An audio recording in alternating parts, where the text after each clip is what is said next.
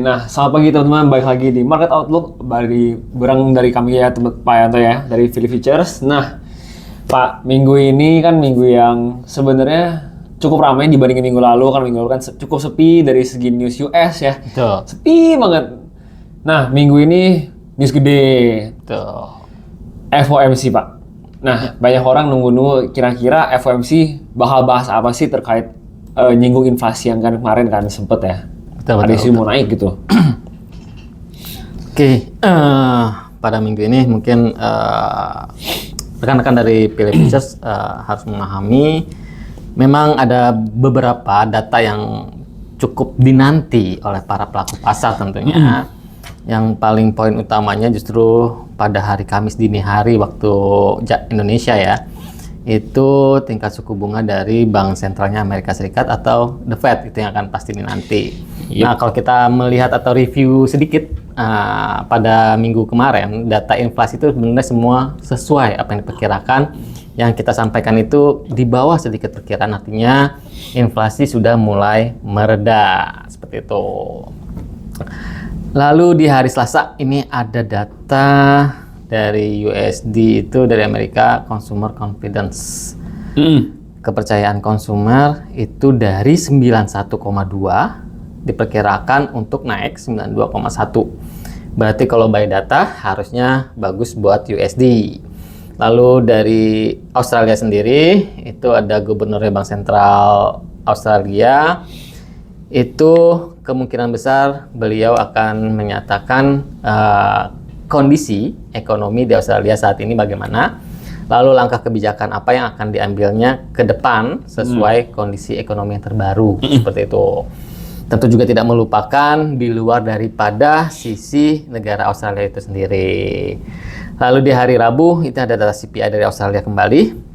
Data CPI dari minus 0,7% diperkirakan 0,2%. Kemungkinan kalau lihat dari beberapa negara nih ya bro ya, itu kan semua turun di bawah perkiraan, artinya sudah mulai melanda. Kemungkinan dari Australia juga sama, dari Australia 0,2% paling tidak, atau bahkan di bawah itu. Jadi untuk tingkat CPI-nya secara monthly itu turun, secara CPI-nya sendiri sudah mulai melandai tentunya. Jadi sama dengan negara lain, kemungkinan besar adalah untuk tingkat inflasi di Australia akan mengalami penurunan. Berarti kalau secara data harusnya bad for Aussie, secara data ya kita ngomongnya ya. Jadi pas news itu kemungkinan adalah Aussie akan mengalami pelemahan. Lalu berikutnya yang tadi kita sampaikan di hari Kamis dini hari, ada tingkat suku bunga, kebijakan tingkat suku bunga dari The Fed atau Bank Sentralnya Amerika Serikat dari 3,75%, kemungkinan tetap sama di level 3,75%. Yang artinya apa? Kalau kemarin sempat ada wacana kan, di bulan September itu ada pemangkasan. Sekarang berarti kan bulan Juli akhir, berarti Septembernya itu di pertengahannya, karena pertemuan dari The Fed itu sendiri adalah 1,5 bulan sekali, karena dalam setahun itu ada 8 kali pertemuan. Kemungkinan adalah sama di 3,75%. Nah, berarti kalau misalkan di 3,75% secara data, dolar masih akan cukup stabil, akan tetapi statement yang nanti akan dikeluarkan oleh Kevin Warsh itu seperti apa, selaku gubernur Bank Sentral The Fed.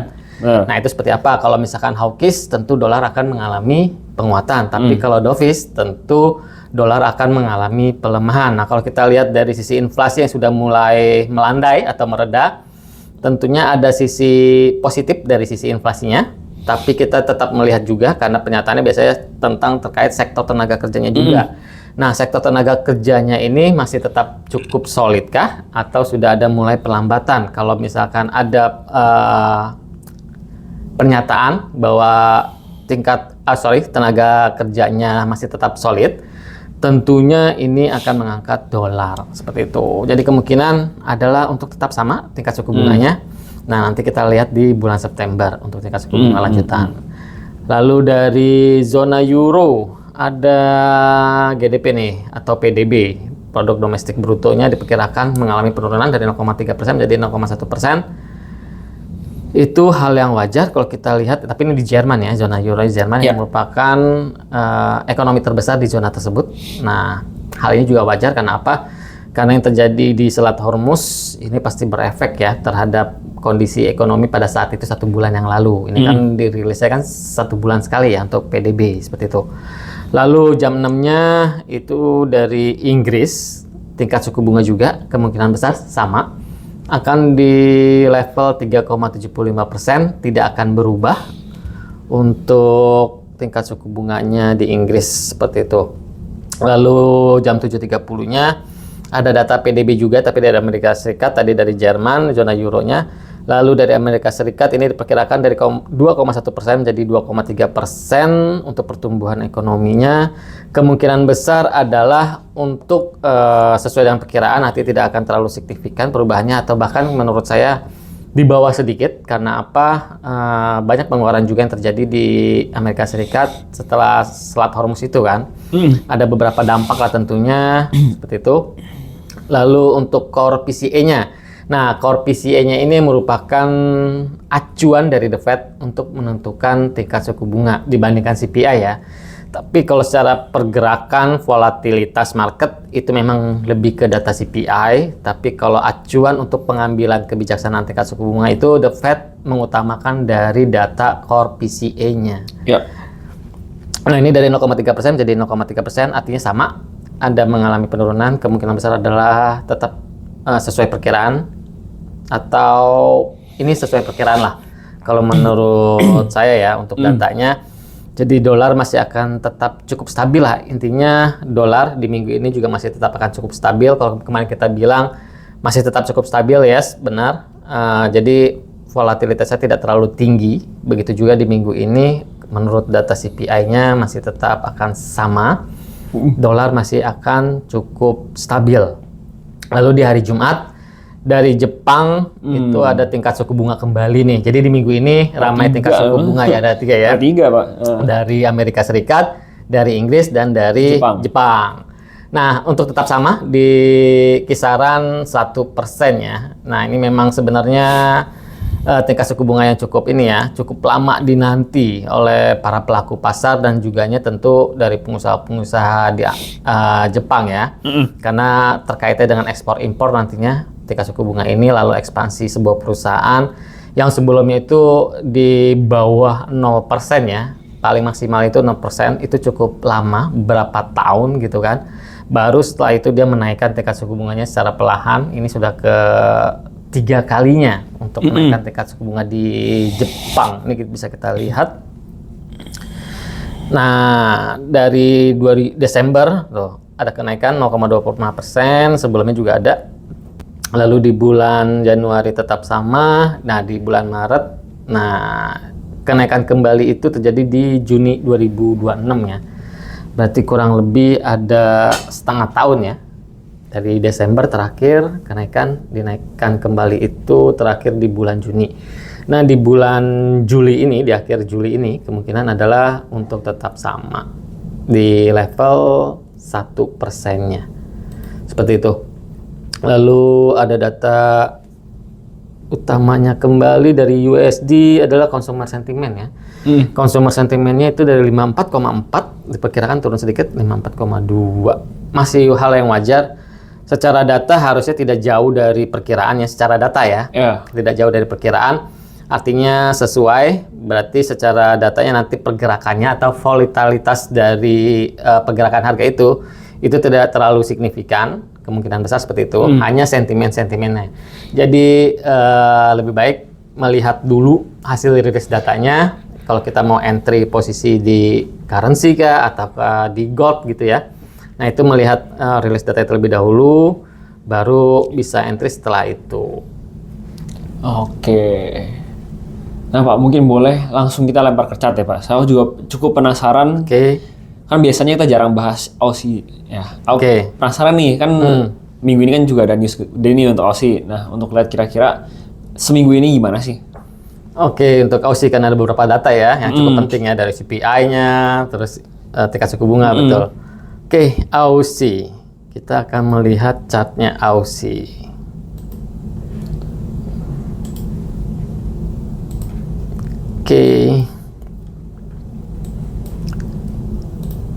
Di minggu ini, berarti saya akan melihat dari time frame weekly dulu, ada support sama resisten di level berapa. Oke, ini resisten terakhir 0.70266 ya. Lalu ada support weekly-nya di 0.69616. Nah, kita breakdown, selalu breakdown dari time frame besar terlebih dahulu, baru ke time frame yang lebih rendahnya. Oke, di time frame daily, supportnya belum di break ya. Lalu kalau di time frame, di time frame-nya bener daily ini, nah ini resistennya ini sudah di break ya, walaupun ini masih shadow nih, kita belum tahu nih, karena ini masih running ya. Berarti kita akan melihat di time frame H4. Oke, di time frame H4 terakhir ini, resisten tadi daily ini secara body belum diambil nih. Berarti ada potensi masih cenderung sideway ya. Masih weak aja ya? Yes, artinya ada kemungkinan dia bisa kembali ke level 0,69-nya. Seperti itu, 69.600 lah, kurang lebih seperti itu. Nah, tapi ada hal yang cukup menarik kalau kita melihat dari beberapa candle di time frame H4 ini ya. Iya.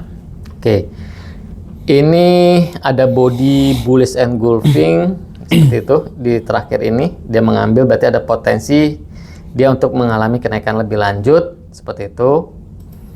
Nah, kita akan melihat dari sisi body terakhir ini nih. Nah, ini kan ada candle bearish, ada shadow-nya, ini diambil ya, makanya tadi disebut dengan bullish engulfing. Lalu di sini juga bodinya mengambil candle bearish ini bullish juga. Nah, berarti untuk low-nya saat ini 0,6981. Kemungkinan kalau ada penurunan, koreksi sementara itu sampai dengan 0,6981.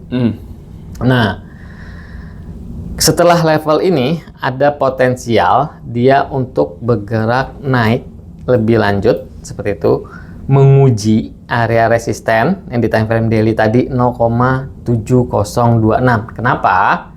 Karena kalau kita melihat dari time frame daily, ya kan, ini kan candle-nya candle bullish, tapi pinnya masih belum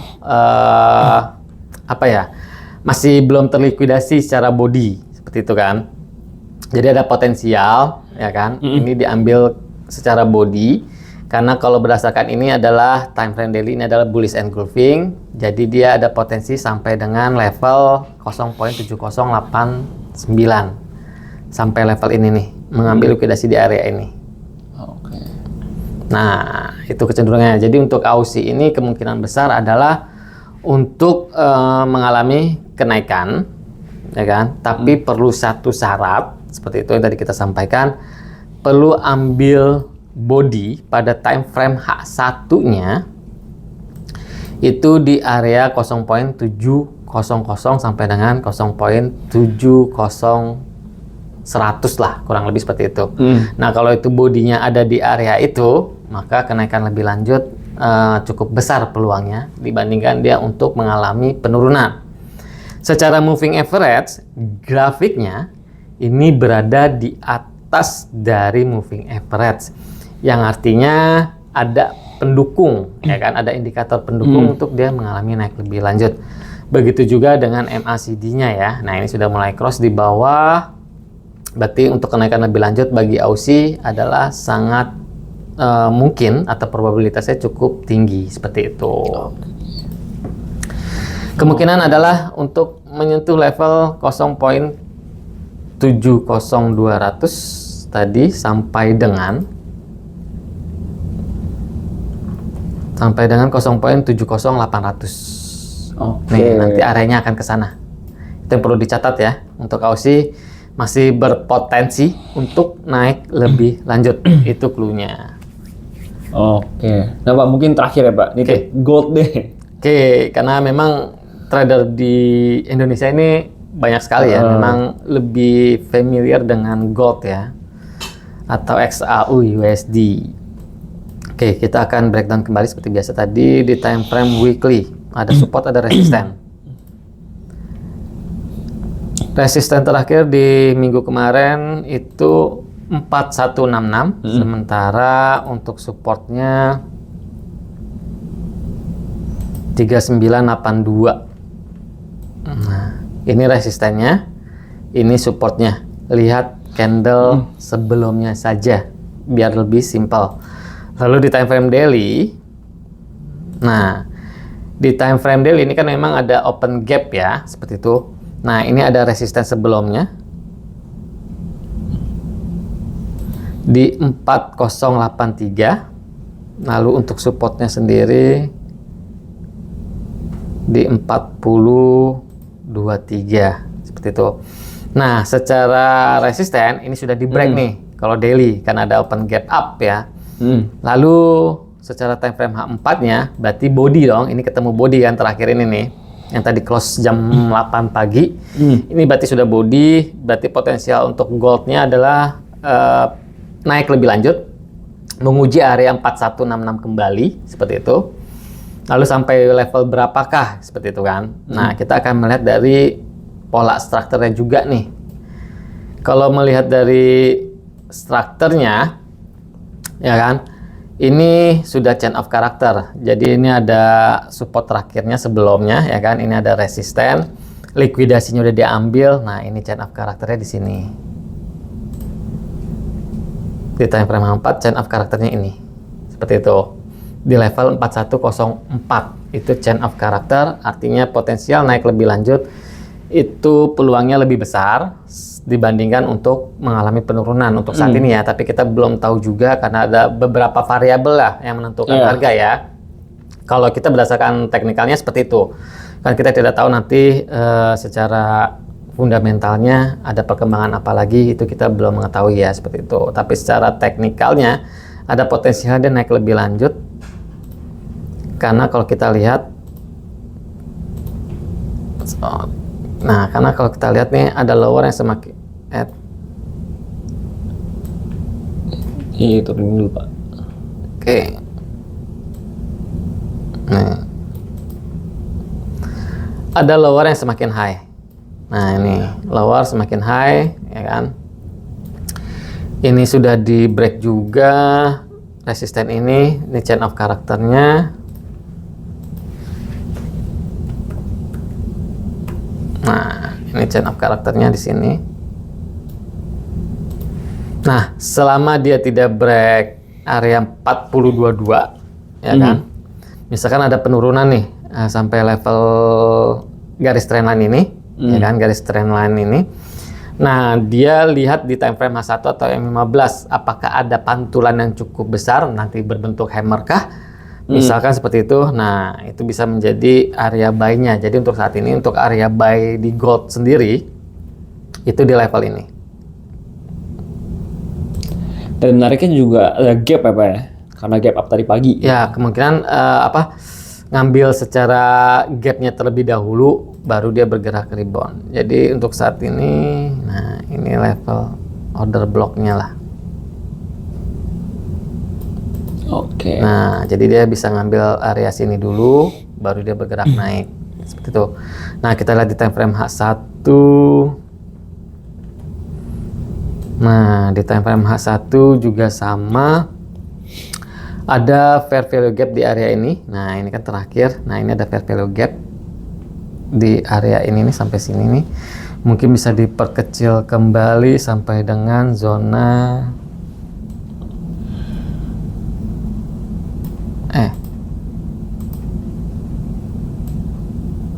nah 4032 untuk penurunannya. Seandainya ada penurunan ya, anggaplah di hari ini dia mengalami penurunan itu sampai 4032, baru nanti dia bergerak rebound lebih lanjut. Nah, menuju sampai level berapakah? Paling tidak tadi sampai level 4166. Lalu berikutnya kalau di time frame H4 dan daily itu bisa sampai menuju area ini 4220. Ada potensial ke area tersebut, ada potensial ya. Tapi tetap harus resisten terdekatnya dulu, apakah mampu di break atau tidak. Kalau itu mampu di break 4166-nya, ya kan, dia akan lanjut.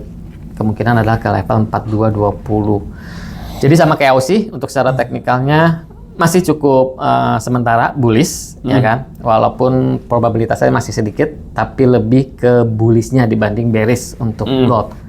Seperti itu. Oke. Oke, mungkin cukup kali ya Pak ya untuk dari market outlook dari minggu ini. Nah gitu teman-teman, jadi untuk minggu ini memang pair yang cenderung berlawanan dengan USD memang masih cukup bullish ya Pak ya. Betul. Dari USD, terlihat dari Aussie dan juga terlihat dari Gold, dua-duanya cukup bullish untuk minggu ini. Betul. Jadi teman-teman bisa fokus untuk cari buy teman-teman ya, jangan lawan arah tren.